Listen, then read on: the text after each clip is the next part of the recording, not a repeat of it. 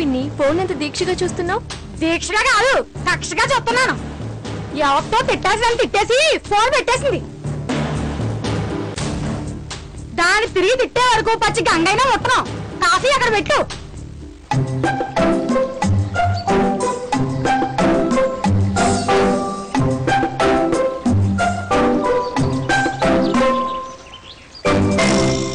మళ్ళీ ఫోన్ చేయవే. గ్యాప్ ఇవ్వకుండా కోటింగ్ చెప్తాను. అమ్మని ఉన్నట్టుండి ఫోన్ పెట్టేస్తావా?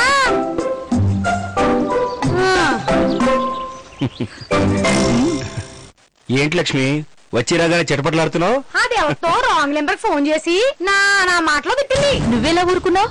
ఫోన్ పెట్టేస్తే నన్నేసేయమంటావు? అది పెద్ద ముదురులో ఉంది. ఏదో ఈశ్వరో జగదీశ్వరో అట. జగదీశ్వరి గారా? లక్ష్మి ఆవిడెవరు అనుకున్నావు? మా కాబోయే ఏంకరా తెలుసా? ఏంకురాలా? అయ్యే బాబోయ్, ఒక్క ముక్క చెప్పుకుంటే ఇంత అయ్యుండేది కాదు కదా. అయ్య బాబోయ్, పొరపాటు జరిగిపోయింది. ఇప్పుడు ఆలోచించాల్సింది జరిగిపోయిన దాని గురించి కాదు, జరగాల్సిన దాని గురించి. ఆవిడ మనకు ఫోన్ చేసి విషయం చెప్పేలోగా మనమే ఆవిడకి సారీ చెప్పేద్దాం. మీరు వెంటనే ఫోన్ చేయండి. ఇది ఫోన్లో తేలే విషయాలు కాదు. నేనే స్వయంగా వెళ్ళి సర్ది చెప్పొస్తాను. చేసిందంతా చేసి ఇప్పుడు ఎందుకే అలా మొహం మార్చుకుంటున్నావు? నేనేం చేశాను పిన్ని? నా ఇంకా నాచి చొమ్మగా ఎంత అమాయకంగా అడుగుతున్నావే. ఇంటికి రాగానే చిన్ని ప్రయాణం బాగా జరిగిందా, కండక్టర్ చిల్లరిచ్చాడా, ఆటోవాడు మీటర్ వేసాడా, ఇలాంటి చచ్చి ప్రశ్నలు వేశావు. నాకేమో ఒళ్ళు మండింది. ఆ మంట మీద వియంకరాలు పెట్రోలు పోసింది. నేనేమో బొగ్గు అన్నాను. ఇదంతా నీ వల్ల కాదు. అసలే తాంబూలంలో సున్నం తక్కువైనా సంబంధాలు చెడిపోయే రోజులు ఇవి. అవ్వా, మొన్నటికి మొన్న మా మండపేటలో తాయారు కూతురు పెళ్లికి బంగారం పెడితే తోలం తగ్గిందని పెళ్లి ఆగిపోయింది. ఇప్పుడు ఏం జరుగుతుందో ఏంటో. అమ్మా, నీతో ఒక మాట చెప్తే ఏమీ అనుకోవుగా? నా దగ్గర మొహమాటం ఎందుకు? ఏం చెప్పాలనుకుంటున్నావో చెప్పు. పిన్నితో గొడవ జరిగినందుకు అత్తయ్య గారిని కలిసి మాట్లాడతారా? మాట్లాడడం ఏంటి? ఆవిని క్షమించమని అడగాలి. తప్పు మనమైతే ఉంది కదా. అలా అడిగిన తర్వాత కూడా ఆవిడేమైనా కోప్పడితే మీరు కొంచెం ఓర్చుకుని తగ్గి మాట్లాడి ఆవిడ కోపం పోగొట్టమంటావు, అంతేగా? అలా అని కాదు.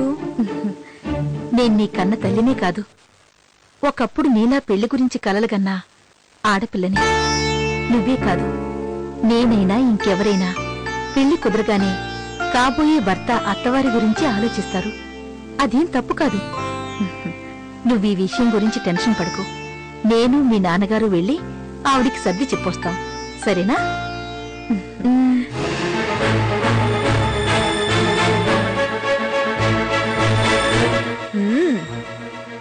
మీ అదృష్టం కొద్దీ లేఖ మీద ఆవిడ ప్రభావం పడలేదు. నేను కోడలుగా చేసుకునే అమ్మాయే కాదు, వాళ్ళ కుటుంబం కూడా బాగుండాలని కోరుకునే మనిషిని నేను. అలాంటి నాకు ఆవిడ మాటలు ఎంత కోపం తెప్పించుంటాయో మీకు అర్థమైందనుకుంటా. అయింది కాబట్టి ఆవిడ తరఫున మేం క్షమాపణ చెప్పడానికి వచ్చాం. మీరు క్షమాపణ చెప్పినంత మాత్రాన ఆవిడ చేసిన తప్పు చెరిగిపోదు. పోనీ ఆవిడ చేత